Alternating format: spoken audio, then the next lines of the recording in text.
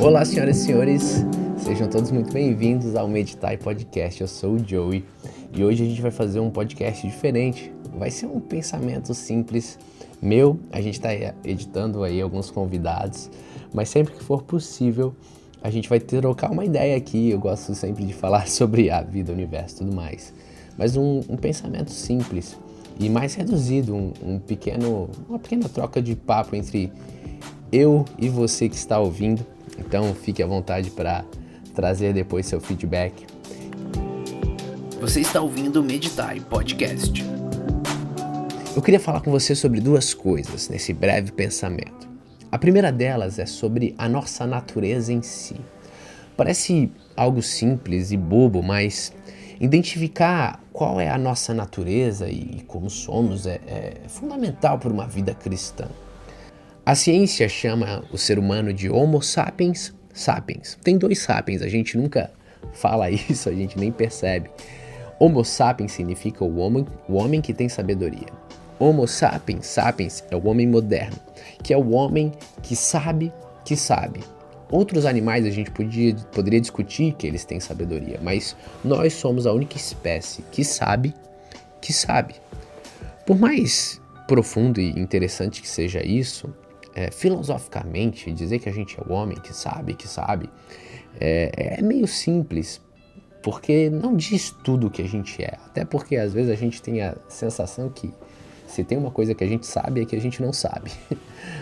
Por isso que eu gosto de viajar na filosofia, e na filosofia muitos falam que a gente não é simplesmente um homem que sabe, mas a gente é o homem que ama, porque amar e ter esse desejo é o que nos move e o que nos faz ir atrás das coisas. E o amor aqui de forma simples, sem cristianizar muito, mas o amor como desejo, o amor como amar algo, desejar algo, uma pessoa, ou algo, ou alguma coisa, ou algo para si. E esse desejo nos move. E poucas coisas são mais fortes do que desejar.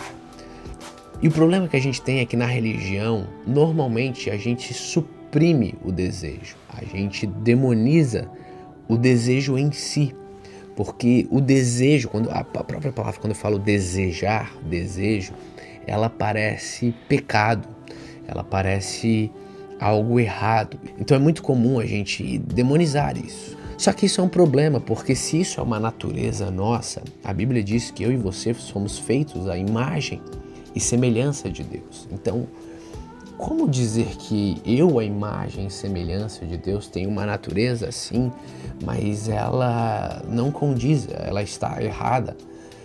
A gente resolve isso de algumas maneiras. Algumas maneiras vão dizer que essa natureza ela está corrompida, porque essa natureza é pecaminosa por causa do pecado, da queda e tudo mais. Então, nós temos uma natureza errada.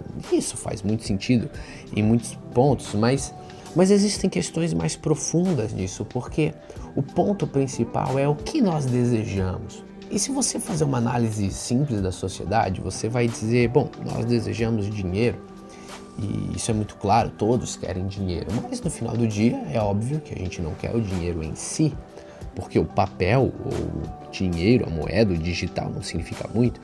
O que a gente quer é o que o dinheiro proporciona. E através do que o dinheiro proporciona, se satisfazer. E essa é a pergunta, qual é esse desejo?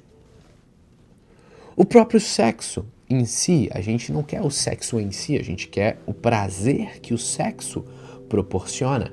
Então, no final do dia, o que o homem que ama quer é satisfazer essa vontade pelo prazer, esse desejo profundo de felicidade. Por isso que muitas vezes se traduz o amor como filia, que é a alegria, é ter essa vontade, é ter essa sensação de felicidade. John Piper, no livro Em Busca de Deus, um excelente livro, você deveria ler, ele traz isso como algo divino. Esse desejo, esse anseio que existe no coração do homem de buscar satisfazer o seu prazer, ele é divino. Quando eu falo isso parece meio assustador para nós, cristãos religiosos, mas entenda algo. Deus colocou um desejo em mim e você que busca uma felicidade, que busca um prazer e que esse desejo precisa ser saciado. E a grande questão por trás da questão é: você só pode saciar esse desejo de uma maneira.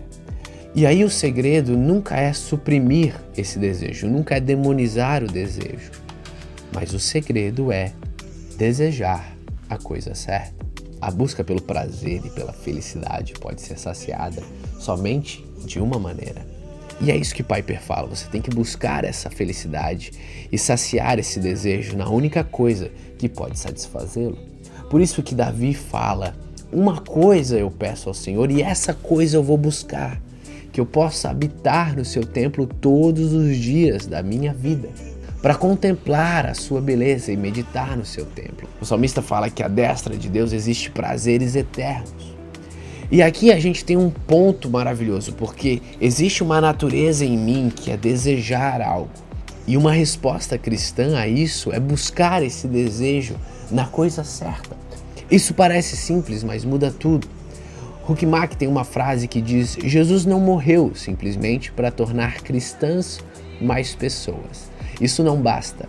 A sua obra é grande demais. Ele morreu para que pudéssemos ser humanos, vivendo e agindo de modo humano, como Deus originalmente nos fez para viver em amor e liberdade. Então Cristo vem e morre por nós para que eu e você pudéssemos ser mais humanos. Porque no início de tudo, Deus nos fez humanos. E essa é a beleza da vida cristã. Um desejo mais profundo e real do homem de buscar a Deus, porque nele os prazeres que mais ansiamos serão satisfeitos. E aí está o nosso problema 2, que é o segundo assunto que eu quero falar com você, é a compreensão desse prazer e dessa realização em Deus. Porque quando eu falo para você sobre ter prazer em Deus, às vezes parece que seria eu e você estar num culto ungido, abençoado, babando diante do altar, dizendo: oh Deus, eu tenho prazer. E glória a Deus pelos cultos abençoados e por aqueles momentos onde há um toque do Santo Espírito. Mas a verdade é que existe muito mais do que isso. Existe uma vida em plenitude que vai muito além desses momentos. E isso nos leva a esse segundo ponto. Se eu pergunto para você, como você glorificou a Deus hoje? Não sei que horas você está ouvindo isso, mas no dia de hoje, como você glorificou a Deus? Bom, a nossa lógica religiosa faz um cálculo na cabeça e diz: bom, hoje eu li a Bíblia, hoje de manhã eu fiz um devocional, eu separei um momento para estar em oração diante de Deus, eu cantei algum louvor, eu fiz um momento onde eu escutei a Deus, ou eu fiz uma boa ação, tu vai expandindo, mas existe algumas coisas que na nossa cabeça glorifica a Deus. Isso é um problema de dualismo, porque Paulo vai falar em Coríntios que quer comais, quer bebais, fazem tudo para a glória de Deus. Então quando eu pergunto para você como você glorificou a Deus hoje, raramente alguém vai dizer: não, hoje eu fiz um café da manhã com bacon. E que pode glorificar a Deus mais do que bacon? Hoje eu fiz um café da manhã caprichado e eu fiz bem feito e eu disse: Deus, obrigado pelo bacon. Você glorifica a Deus vivendo uma vida que Ele quer que você viva. Quer comais, quer bebais, fazei tudo para a glória de Deus. E isso é um ponto de virada, porque essa vida de prazer em Deus é uma vida de plenitude, que não se limita ao culto clero domingo ou a práticas que a gente tradicionalmente acha que são religiosas. Esse inverno eu tenho um compromisso comigo mesmo de ir na Serra Catarinense e ver os canyons. Eu moro em Santa Catarina e eu nunca fui nos canyons catarinenses. E eles ficam a 3h30 daqui onde eu moro, né? E parece bobo, algumas pessoas vão dizer: poxa, Joey, que legal, deve ser muito bacana, eu acho que você vai ficar muito feliz vendo a serra e tudo mais. Mas o fato é que eu quero ir para que o nome de Deus seja glorificado. E entenda que eu não estou aqui numa posição religiosa dizendo assim: oh Deus, estou indo para que o seu nome seja glorificado. Não, eu estou indo porque Eu não quero chegar no céu um dia e Deus olhar para mim e eu falar assim, então, eu nunca fui nos canyons. E eles estavam a 3 horas e meia de mim. Uma vida inteira vivendo num estado e eu nem contemplei tudo que Deus fez nele. E Deus que fez tudo isso e a natureza inteira glorifica o seu nome. E eu e você vivemos uma vida que na nossa cabeça é piedosa, sem contemplar aquilo que Deus fez. Eu lembro quando o meu pai da terra, o meu pai terreno, como crente a gente tem que dizer, não, qual pai? O meu pai terreno, ele ficou muito feliz e emocionado quando eu era jovem e eu fui para a Europa. Eu fazia sites e aí eu guardei um dinheiro e junto com 2 amigos a gente fez um mochilão para a Europa. Isso faz muito tempo, na época o euro era 2,32, eu lembro até hoje. E quando eu fui para a Europa, o meu pai se emocionou e eu gostava de escrever texto, eu fiz um blog e mandava para eles e tal. E aí ele chorou porque eu era o primeiro da família que estava indo para a Europa.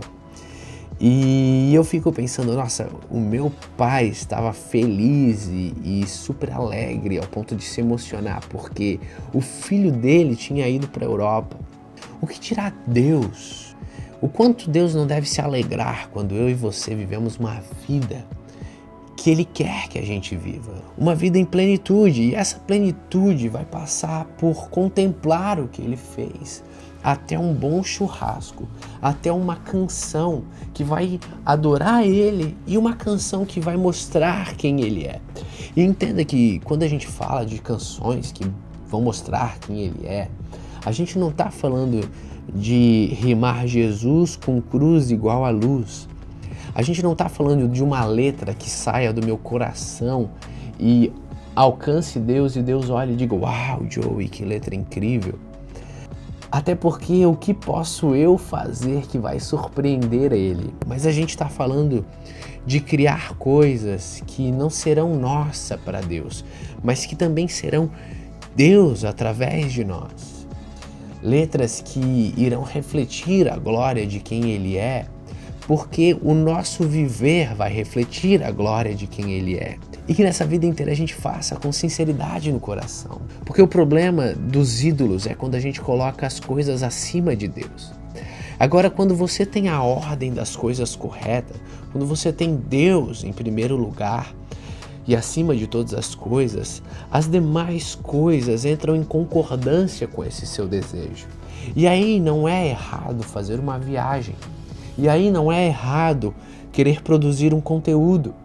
Isso é uma crise que eu tenho direto produzindo conteúdo, que é o porquê eu faço o que eu faço. E eu digo, não, será que eu estou fazendo? Porque eu quero views, likes. E hoje a rede social é muito numérica e por isso eu tento me apegar a pequenos feedbacks de uma pessoa que disse, nossa, falou comigo, nossa, glória a Deus, porque isso faz com que a gente tente se motivar de maneira simples, mas a verdade é que existe algo que às vezes queima no coração e eu olho para os céus e eu penso, Deus, como viver sem colocar isso para fora? Como viver e não expressar isso? Por isso eu expresso com um coração sincero, dizendo, Deus, que aquilo que Tu colocas no meu coração eu consiga jogar para frente. E isso tem falado comigo ultimamente, porque na igreja a gente tem muitos clichês religiosos, a gente tem muitas frases que não parecem reais, frases que tiram o homem do que é humano. E parece que a gente vai se transformando em seres angelicais. Só que tem um problema. Deus não nos fez angelicais. Deus nos fez homem para que a gente possa ser o mais homem possível. Ao ponto de sermos o homem que Ele quer que a gente seja. E isso é o que eu tenho buscado. Uma natureza sincera diante de um Deus que busca corações sinceros. E que esse desejo por prazer esteja na coisa certa. E que o meu desejo seja saciado naquele que pode saciar esse desejo. Naquele que é o único que pode saciar esse desejo. E como o Huckmark falou, eu creio que Cristo morreu para que a gente possa ser humano, para que a gente possa ser como originalmente Ele nos fez para ser. E isso vai em todas as coisas. O grande ponto final é o quanto nós desejamos isso. Porque uma pessoa que ama, uma pessoa que realmente deseja algo, ela está disposta a fazer muita coisa por isso. Eu vi uma série esses dias e uma moça queria fazer aula de artes em Nova York. A empresa estava dando o curso e ela estava meio insegura e falando, não sei se eu devo fazer. E a supervisora disse, existe 1 milhão de razões para você não fazer algo. E essa frase me pegou. Sempre vai existir 1 milhão de razões para nós não fazermos algo. E muitas vezes algo que é certo, algo que a gente deveria fazer. Existe 1 milhão de razões que eu posso dar para você não ir evangelizar no centro. Eu posso falar que hoje em dia não funciona, eu posso falar que hoje em dia não é assim que se faz, eu posso falar que existem diferentes maneiras, eu posso dar muitas desculpas para você não fazer algo. Mas se você realmente quer, se você realmente deseja algo, se você realmente tem vontade real e um profundo desejo daquilo, não existe 1 milhão de razões suficientes para que você deixe de fazer algo. E eu acho que esse é o poder que move eu e você como seres humanos. Eu acho que homens e mulheres são movidos por um desejo real, sincero e profundo. E quando a gente coloca esse desejo na coisa certa, a gente vai dar a vida pela coisa certa. E se esse desejo real e profundo é como Davi, que uma coisa ele pede, ele tem um desejo real e profundo por Cristo, então a gente vai caminhar com tudo que a gente pode e com tudo que a gente tem e com todas as forças, como um homem que busca ar enquanto está sendo afogado. E nessa busca a gente vai ser o mais humano possível. Um homem e uma mulher como Deus originalmente quis que a gente fosse. E como meu pai da terra ficava alegre quando eu simplesmente fazia uma viagem. E aí eu creio que lá de cima Deus Pai vai olhar e vai sorrir sobre filhos que estão fazendo aquilo que Ele desejaria que a gente fizesse. Homens e mulheres com o coração no lugar certo e com sinceridade. É isso aí. Estes são os meus 2 pontos que eu queria falar com você. Se você curtiu esse pensamento aleatório, compartilha, manda para alguém, joga um feedback para nós, diz o que você achou, diz o que você concorda, diz o que você não concorda e vamos trocar uma ideia. Estamos à mesa para conversar, compartilhar e ser tudo aquilo que Deus quer que a gente seja. That's all, folks. See you soon. Você escutou o Meditime Podcast.